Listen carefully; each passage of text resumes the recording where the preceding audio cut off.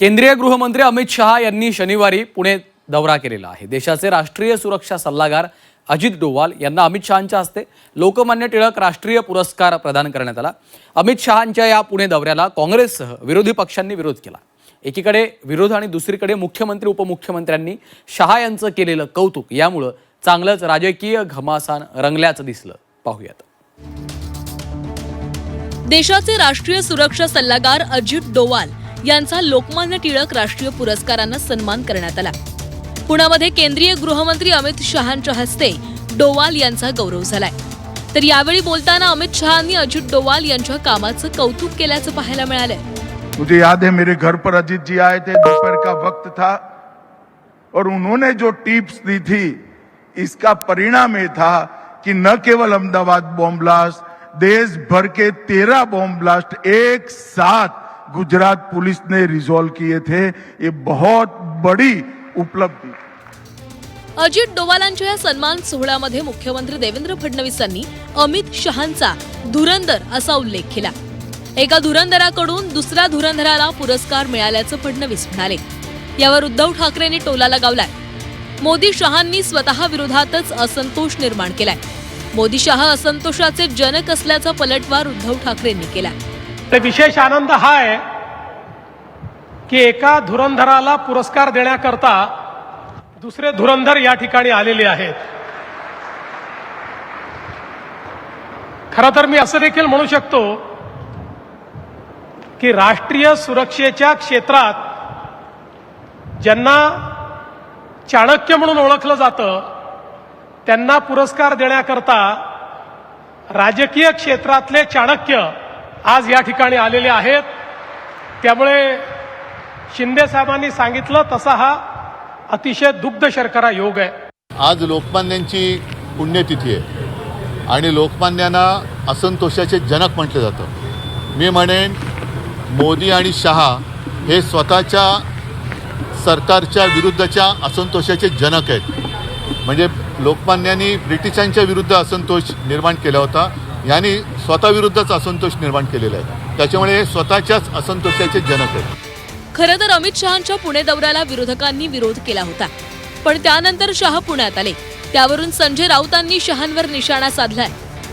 संसदेचं अधिवेशन सोडून शहा पुण्यामध्ये फिरतायत। परीक्षा सुधारणा विधेयकावरील चर्चेवेळी कुठे होते असा सवाल राऊतांनी उपस्थित केला।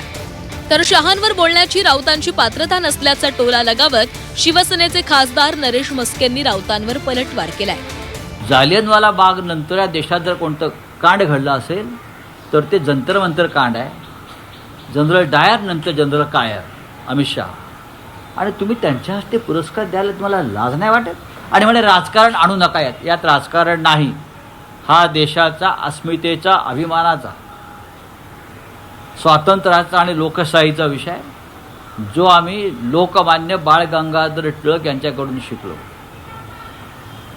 आता मोठं आर्मी वगैरे पुण्यात आणली असं कळलं मला। सगळा महाराष्ट्राचा पोलीस फोर्स पुण्यामध्ये आणलेला आहे। अरे कशाला घाबरताय, कोणाला घाबरताय? गृहमंत्री आहात ना, मुळात तुम्ही मूळचे गुंड आहात। एक तर गुंडासारखे वागा, नाही तर गृहमंत्र्यासारखे वागा।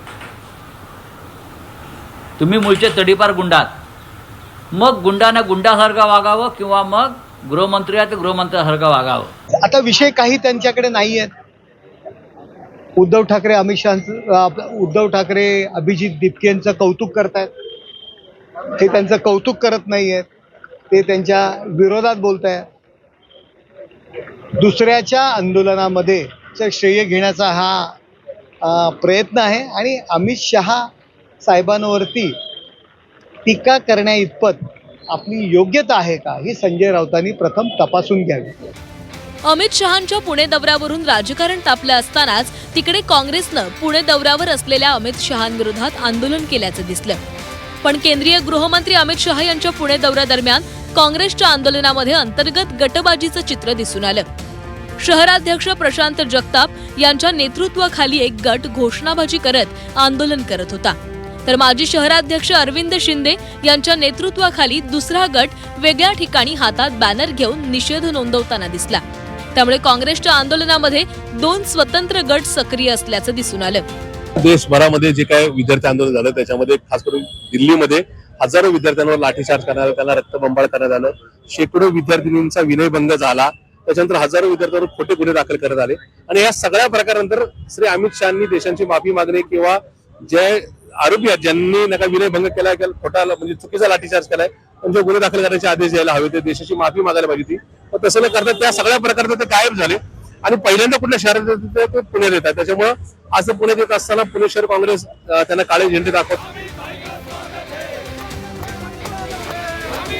काँग्रेस अमित शहांविरोधात आंदोलन करत असतानाच भाजपनंही काँग्रेस विरोधात आंदोलन केलं. त्यामुळे अमित शहांवरून काँग्रेस आणि भाजप आमनेसामने आले. केंद्रीय गृहमंत्री अमित शहा यांच्या पुणे दौऱ्याविरोधात काँग्रेसनं आंदोलन करण्याचा इशारा दिल्यापासून काँग्रेसच्या कार्यकर्त्यांची धरपकड सुरू झाली. पण त्यानंतरही पुण्यात विरोध आंदोलन झालं. त्याचवेळी अमित शहांच्या दौऱ्यावरून ठाकरेंसह राऊतांनी केलेल्या टीकेवरून राजकारण तापल्याचं दिसलं. ब्युरो रिपोर्ट, झी 24 तास.